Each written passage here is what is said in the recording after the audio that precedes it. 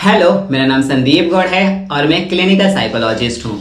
आज के हमारे वीडियो का टॉपिक है स्पम प्रॉब्लम। स्पम प्रॉब्लम क्या होता है, उससे रिलेटेड कुछ इंपॉर्टेंट बातें मैं आज आपको इस वीडियो के जरिए बताने जा रहा हूँ। अगर वीडियो पसंद आए तो प्लीज़ इसे लाइक करिएगा, शेयर करिएगा और मेरे चैनल को सब्सक्राइब करिएगा।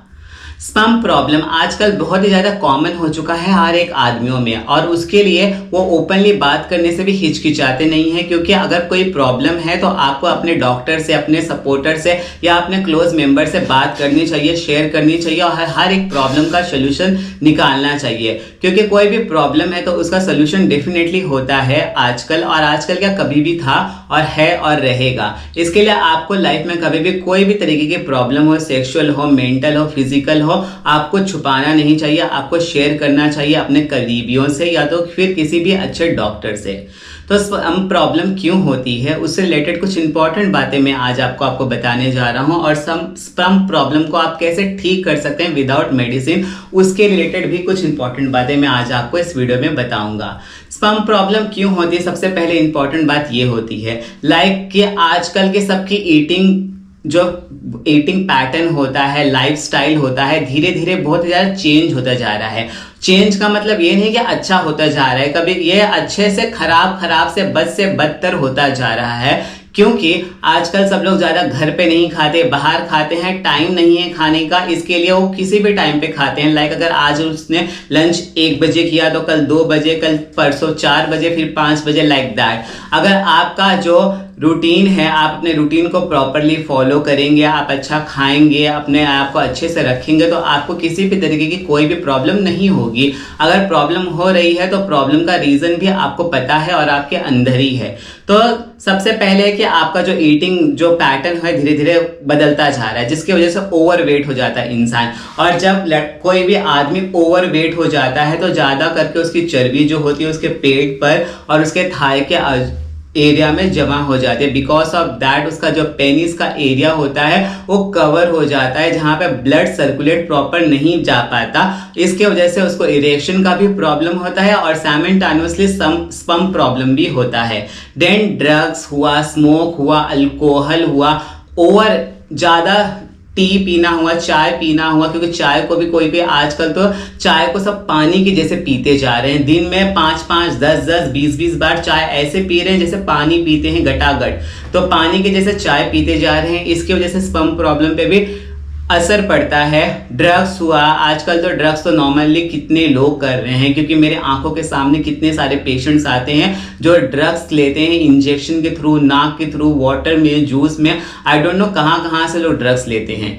देन ड्रग्स के साथ साथ स्मोक हुआ, स्मोक के बाद आप अल्कोहल हुआ, इसके ये सारे जो चीज होती है आपको एक हाई करने के लिए, आपको एक मेंटल सेटिस्फैक्शन देने के लिए अच्छी लगती है जब आप करते हैं, बट उसका जो कॉन्सिक्वेंसेस होता है, उसका जो प्रॉब्लम होता है वो लॉन्ग टर्म तक आपको फेस करना पड़ता है, आपके लीवर पे, आपके किडनी पे, आपके लंग्स पे और साइमल्टेनियसली आपके स्पम पे भी, क्योंकि स्पम जो होता है वो पार्ट ऑफ द बॉडी होता है, और आप जितना हेल्दी खाओगे आपका स्पम उतना हेल्दी रहेगा और आपका स्पम काउंट भी उतना अच्छा रहेगा।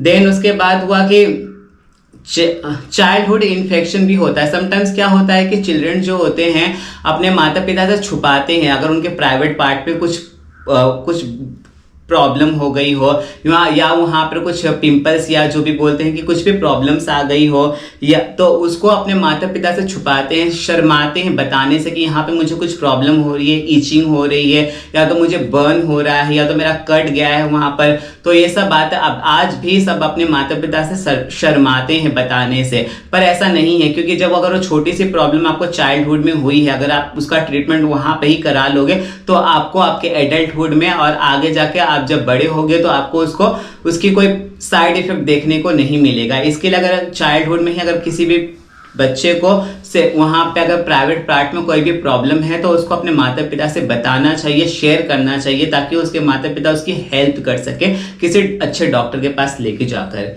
देन हार्मोन्स क्या होता है कि समटाइम्स हार्मोन्स के भी प्रॉब्लम्स होते हैं किसी आदमियों में, लाइक बीपी की वजह से, शुगर की वजह से, या उनको कोई अदर डिजीज है, हार्ट अटैक का प्रॉब्लम है, उनको हार्ट का प्रॉब्लम है, ब्लड प्रॉब्लम है, शुगर प्रॉब्लम है, या उनको कोई भी अदर इलनेस है, उसकी वजह से भी स्पम प्रॉब्लम में स्पर्म प्रॉब्लम देखा जा सकता है, क्योंकि आप अदर इलनेस की वजह से भी मेडिसिन कंज्यूम करते हैं और वो आपके स्पर्म पे भी इफेक्ट दिखाता है करके।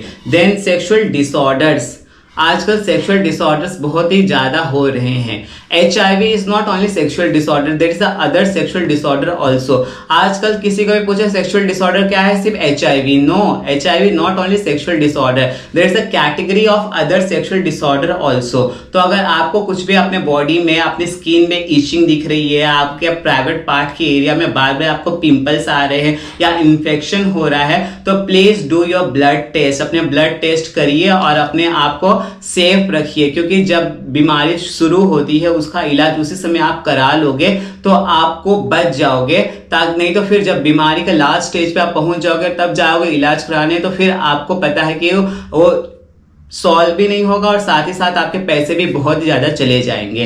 तो अगर आपको अपने प्राइवेट पार्ट के एरिया में कुछ भी प्रॉब्लम महसूस हो रही है, ईचिंग में, बर्निंग में, या वहां पे पिंपल्स आ गए, या वहां की स्किन डिफरेंट हो गई है compare to other body part की स्किन से, तो please do your blood test, क्योंकि आपको सेक्सुअल डिसऑर्डर्स होने के चांसेस भी हो सकते हैं उस समय। तो ये सारी छोटी छोटी बातें अगर आप देखोगे तो आप स्पर्म प्रॉब्लम से दूर रहोगे।